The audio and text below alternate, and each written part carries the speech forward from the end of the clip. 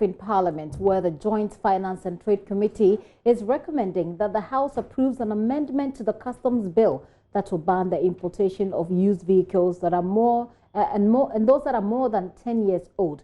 The amendment will also ban the importation of salvage vehicles. Government says the move is part of incentives being offered vehicle manufacturers under the Ghana Automotive Manufacturing Development Program. The bill has been read for a second time on the floor ahead of consideration and eventual passage. So let's get a better understanding of this situation and more details as Joseph Opoku-Gakpo, our Parliamentary Affairs correspondent, joins us from Parliament via Skype. Hello, Joseph. Joseph, if you do hear me, now help us understand from which stage this goes. You said already that it's been read for the second time in Parliament. What are the processes and what next from this stage?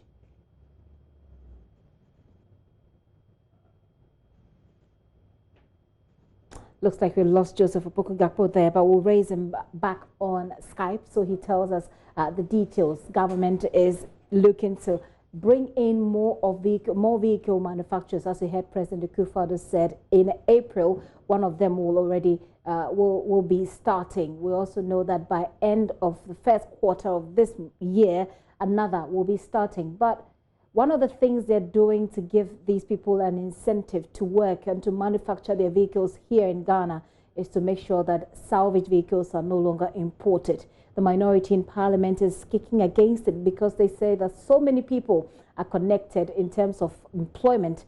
So many people are connected to this trade, importation of those vehicles. How do you make sure that these people do not lose their jobs? Is the argument that the minority is making.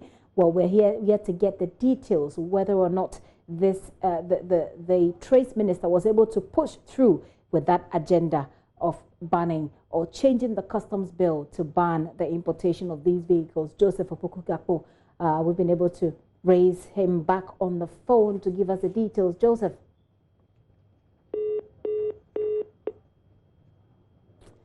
Not much luck there again with Joseph's line, but certainly we'll raise him back on the phone so we get more information on that. And also we know that the Member of Parliament for Kumbungu, Ras Mubarak, also went to Parliament today with a mask on his nose. Well, he's certainly one of the people who have raised concerns about quarantining President Akufo-Addo and his team, who went on an European tour. They went to Norway, they went to the United Kingdom, they went to Switzerland. In all of these three countries, there have been reported and confirmed cases. His fear is that the president and his team could be spreading that, and he's been asking for them to be quarantined. That has not happened. We'll get details when Joseph joins us on the line, why he went to Parliament with that mask. So, Joseph, we also know that one of the important discussions that came up on the floor of Parliament today was an amendment to the Customs Bill. Tell us more.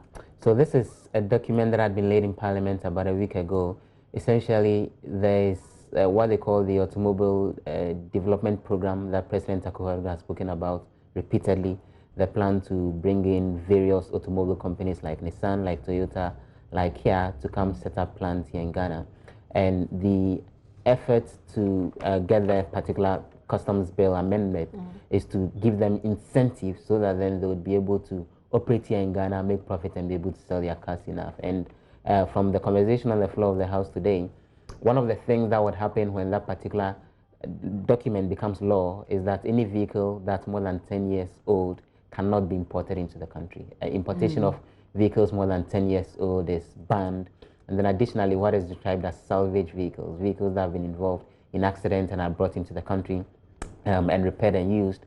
After this document becomes law, it will not be possible to bring them into the country. Okay. And the idea behind it is for the local companies that will be setting up to be able to get markets locally. And hopefully we will be able to afford those vehicles, because one of the reasons why people buy these vehicles is that it's very affordable, and even though they have to pay a lot in duty charges, they still bring them here. Did they reach an agreement? How did the conversation end? So the Deputy Finance Minister, Abena Osei-Asare, rightly sought to explain that in the long term, the expectation is that when these plants are up and running in the country and they are producing on large scale, prices will then decline and it will be possible for Ghanaians to afford it eventually.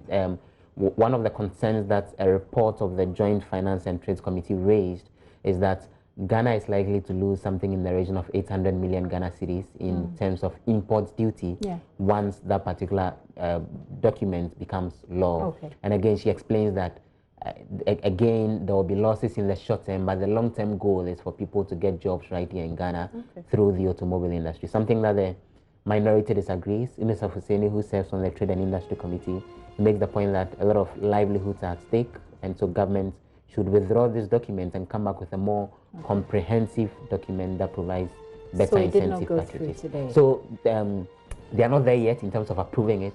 They do what we call the second reading. They'll be doing some 7 different amendments to the document before then it gets passed by vote or probably by consensus. I'm sure the people who want to import are already frantically putting in that effort now because they never know when. Joseph, thank you for that update. Joseph Opoku-Gakpo is our parliamentary affairs correspondent. Well, if you are in that business, you need to advise yourself. We'll see how that goes anyway.